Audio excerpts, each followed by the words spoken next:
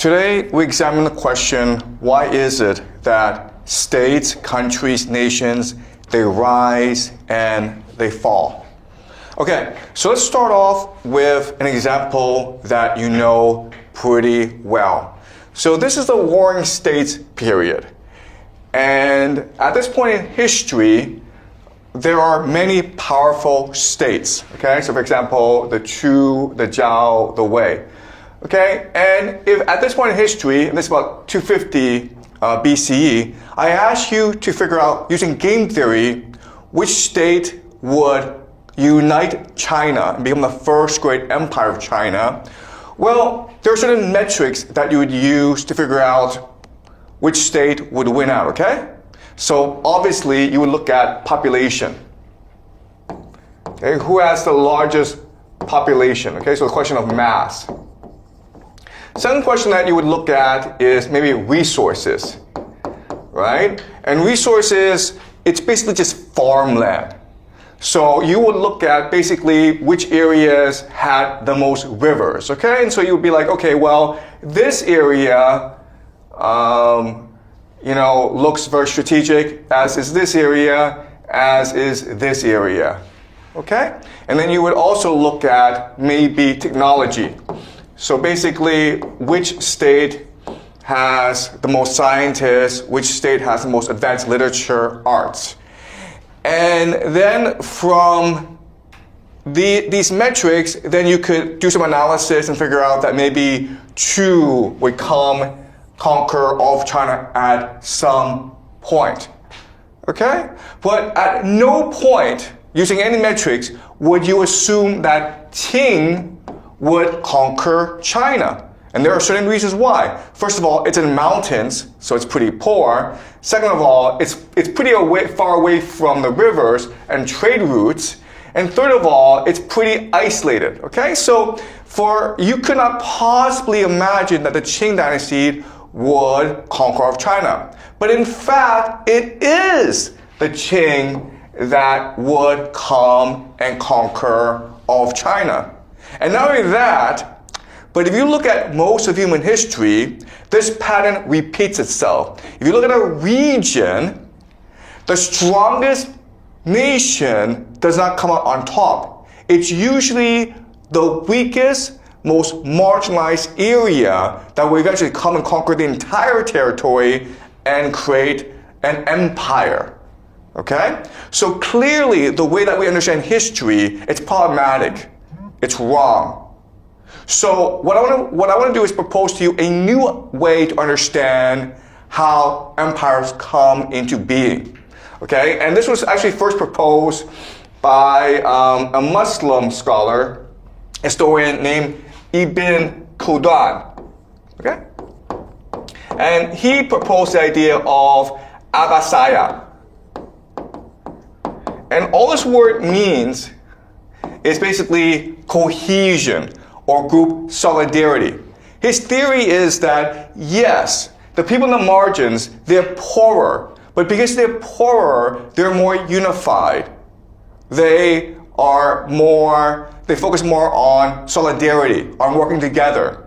Whereas in the rich areas, they become too individualistic, they become too decadent, too corrupt. And ultimately, that's why it's always these tribes from the margins that actually conquer the wealthy, civilized areas. Okay? And this is a pattern that repeats itself throughout human history all the time. So it's almost like an iron law of history. So what I want to do is show you that there are actually three metrics that you can use to measure how dynamic a society is and how likely it is to triumph in the end, okay? And these three metrics are energy, openness, and cohesion, okay? Cohesion just follows the idea of Abbasiyya, which is just to say how likely is it that these people are willing to work together? Do they see themselves as a team? Are they willing to sacrifice themselves for each other? Are they a family, okay? So that's the idea of cohesion. openness is a very important concept, and openness just means how willing are you to adapt? How much are you willing to accept your limitations and be resilient, okay? So you can think of openness as humility, as resilience. Energy just means that you're willing to work hard, you're focused, you have a clear goal, and you're motivated to achieve this goal, okay? So these three metrics tell us how dynamic a society is going to be. And using these three metrics, we can now better understand why the Qing dynasty was able to conquer all of China, okay? So the idea is that if you're rich, okay, what happens often is that you have low energy. And what this means is that the elite don't want to work anymore. They rather just exploit the other people, okay? The people.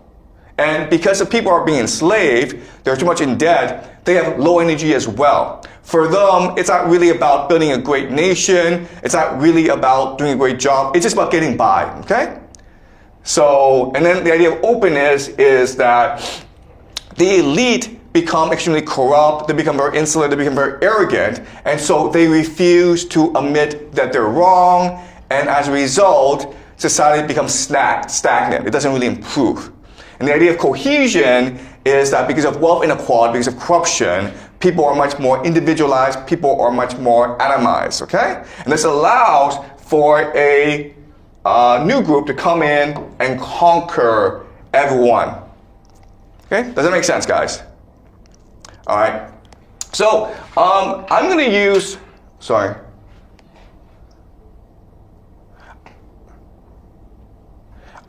actually another example, okay? An example is the Greek city-states. And remember, the Greek city-states, it's really the height of human civilization. They gave us Homer, Plato, Thucydides, Sophocles, okay? Just basically the basis for all of Western civilization. Now, what's interesting is that for most of their history, the Greek city-states, and these are basically like these small cities, okay? There are thousands of them, and on average, there are about 1,000 people each. There are some big city-states like Athens, but even Athens is not that big. So at its height, Athens had about 50,000 people, okay? So these city-states like Athens, Thebes, Sparta, okay? These are the major ones, and there are others as well, Corinth, Argos. They're always in competition with each other, very much like the Chinese warring states as well. And again, if we were to look at the year 500 BCE, you would think that maybe Athens or Sparta would emerge as the grand unifier of the Greek city-states. And in fact, what happened was that Athens did become an empire, but then the other Greek city-states started to attack Athens, and Athens declined over time, okay? And the advantage that Athens had over everyone else was just tremendous. First of all, Athens had the greatest navy, okay? And as you can see, the Aegean is primarily about who controls the seas. So Athens was able to control the trade routes in the Aegean. Therefore, it's the wealthiest city-state. It had the greatest population, it had the most innovation, it had the most strategic location, it has the most wealth. So you would just assume that Athens would come to conquer all the Greek states. But in fact, it was the Macedonians, okay, who came in and conquered all of the city-states. And at this time in history, you couldn't possibly imagine that because the Macedonians were poor, they were isolated, they were not all cultured, they were uncivilized, okay? But again, they had energy, openness, and cohesion, and that allowed them to conquer the city-states. What's amazing is that even after this area was unified, okay, the Macedonians would then do the impossible and go over and conquer the great Persian Empire, the first great empire in human history. It was huge. It was Egypt, Anatolia, Mesopotamia, the Zagros Mountains, Persia. It was everywhere. And in a very quick amount of time, the Macedonians, under Alexander the Great, they sailed across the Aegean, landed in a small fort, and then very quickly, in about 10 years' time, conquered the entire Persian Empire. And at this point in history, you would think that the Persian Empire, you would think that the new Macedonian Empire would be invincible. But then what happened a few decades later is the rise of the Romans. Who are the Romans? Well, at this time in history, we don't know who they are, okay? Rome is probably here somewhere, okay? But as you can see, the entire Italian peninsula is being colonized by the Greeks. And then the Romans, who are, these poor, backward, tribal people, eventually over time, they will conquer the entire Italian peninsula, and then they'll go and conquer the Greek mainland, and then they'll go south to conquer Carthage as well. And they will create the Roman Empire. Okay, so this is a pattern that repeats itself throughout human history.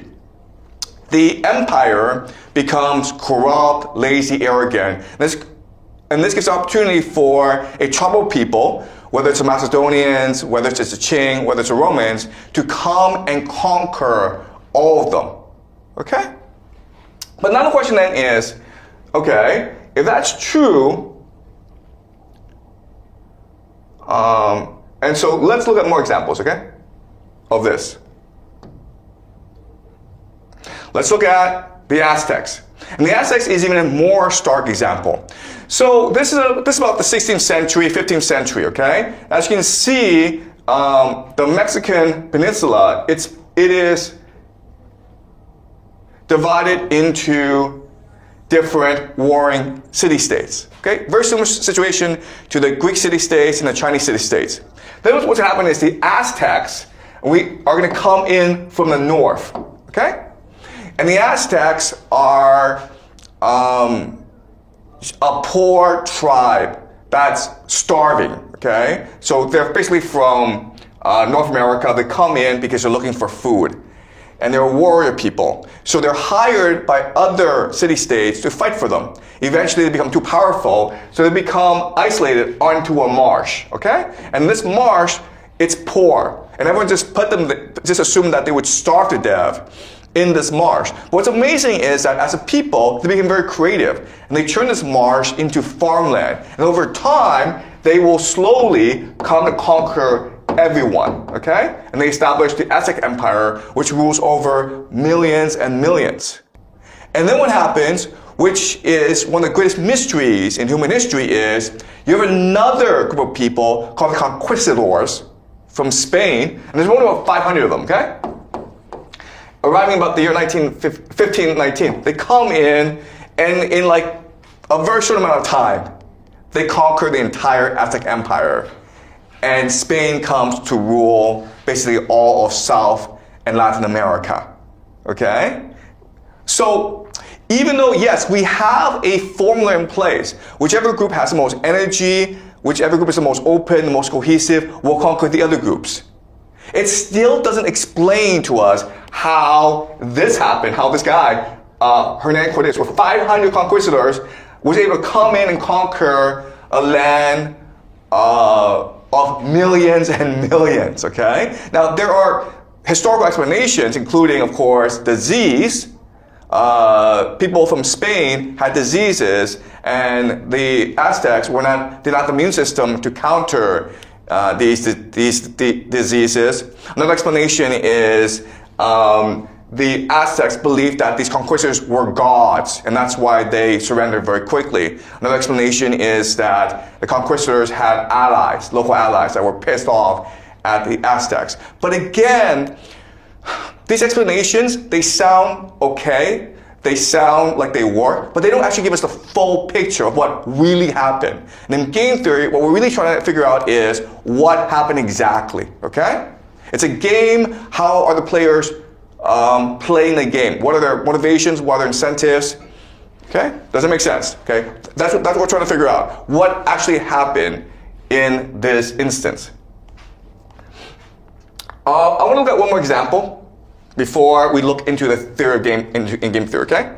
This is one of the early civilizations in human history, okay? In fact, it's considered the first great civilization of human history. It is the Sumerians. And what happened was that, if you look at a world map, okay, this is a world map, right? Mesopotamia is the center of the world. Because if you want to access the rest of the world, you have to go through Mesopotamia. And if you look at Mesopotamia, the center of Mesopotamia is a place called Uruk, okay? Sorry, Uruk. Uruk. Okay, Uruk, which is here, okay? And as you can see, Uruk is the meeting place of the Euphrates and the Tigris. And if you